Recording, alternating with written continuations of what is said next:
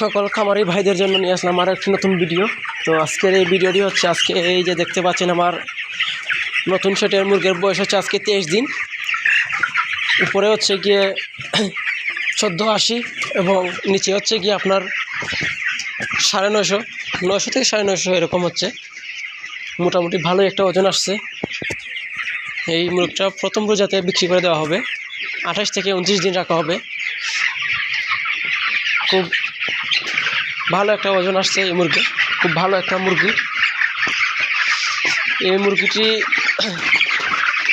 ওজন আসার একটাই মাত্র কারণ হচ্ছে গিয়ে মুরগির লিটার। মানে আপনারা যে মুরগিটা পালন করবেন সেটা আগে লিটারটা চেক করতে হবে। লিটারটা হচ্ছে গিয়ে এই দেখেন, আমার যে আজকে মুরগির বয়স 23 দিন, দেখেন গুঁড়াগুলা কত সুন্দর, শুকনো ঝরঝরা।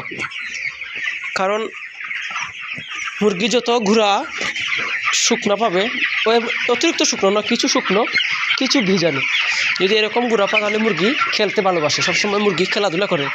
মুরগি যত খেলাধুলা করবে মুরগি তত খাদ্য বেশি খাবে এবং মুরগির ওজনটা একটু বেশি আসবে। আপনারা সবসময় কী করবেন, মুরগি এই লিটার দিকে সবসময় গুরুত্ব দেবেন। দেখবেন লিটারটা যেন মুরগির ভালো থাকে সবসময়, এবং দেখবেন যাতে মুরগি খেলছে কিংবা কেমন করছে সেদিকে আপনারা সবসময় রাখবেন। এবং প্রতিদিন গুঁড়াটা এই যে ছাইনাবেন, ছান দিয়ে ভালো করে ছাই নিলে মনে করেন বিটটা ফেলে দিলেন আর গুঁড়াটা রেখে দিলেন।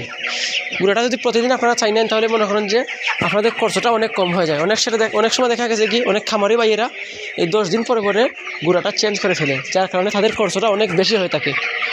বর্তমান বাজারে মুরগির খামারের ব্যবসা করতে গেলে খরচটা অনেক কমাতে হবে, সেদিকে কিন্তু অনেকটা গুরুত্বপূর্ণ একটা বিষয় হয়ে থাকে।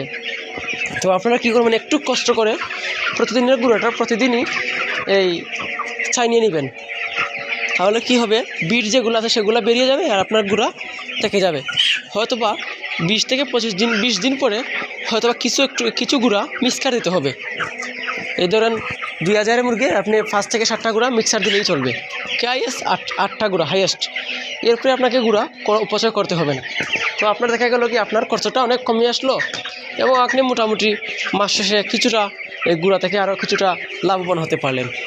ধন্যবাদ সবাইকে।